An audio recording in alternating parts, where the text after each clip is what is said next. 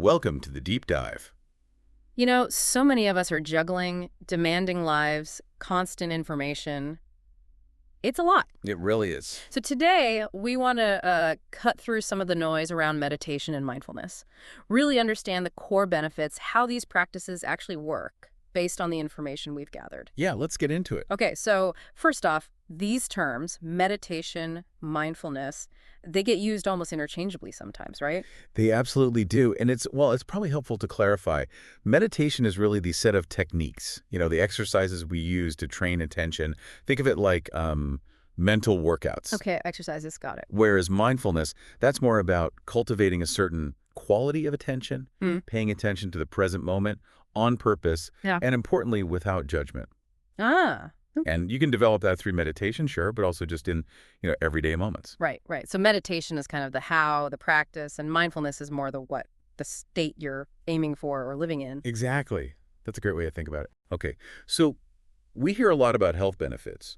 What did the research we looked at actually suggest? Is there solid ground there? Well, what's compelling is the sheer range of potential benefits mentioned.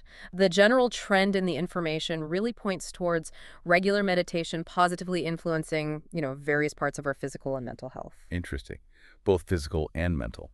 And what's actually going on inside our heads, in the brain, when we do this stuff?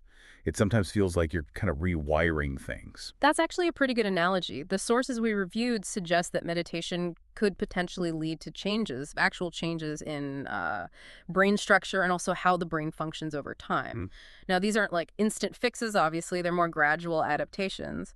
But they're thought to contribute to things like better emotional regulation, maybe lower stress responses. Wow. So if our brains are potentially changing, that would sort of explain the impact on mental well-being, wouldn't it?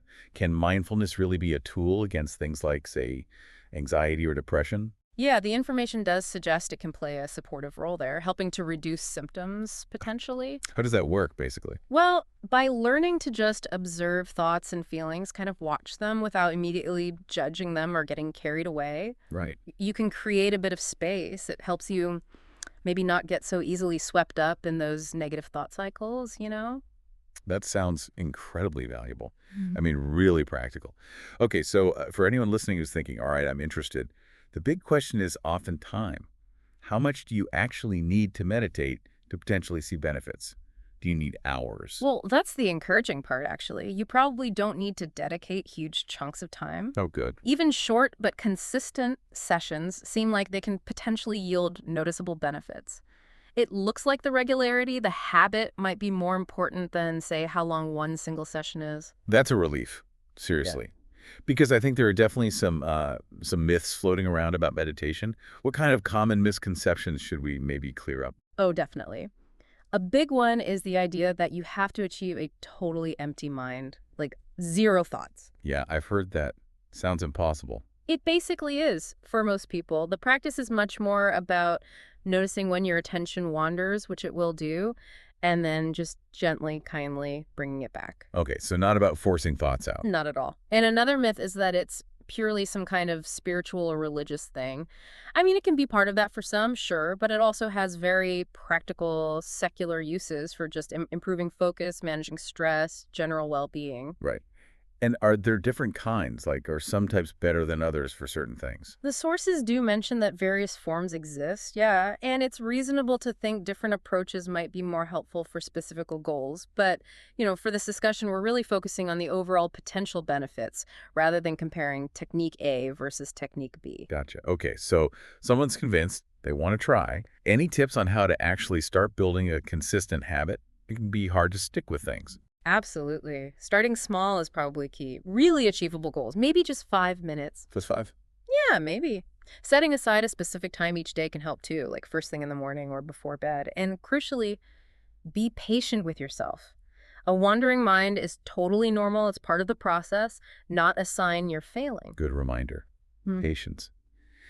It feels like this whole idea, mindfulness especially, is popping up in more places now, doesn't it? Like outside of just personal practice. It really is. We're seeing mindfulness principles being used in education, for example, helping kids with focus, emotional skills, Hmm. and definitely in therapy too. It's become quite a valuable tool for therapists, helping people manage stress, anxiety, and other mental health challenges. So it sounds like it's seen as something that can work alongside traditional medicine, not necessarily replace it. That seems to be the general understanding, yes.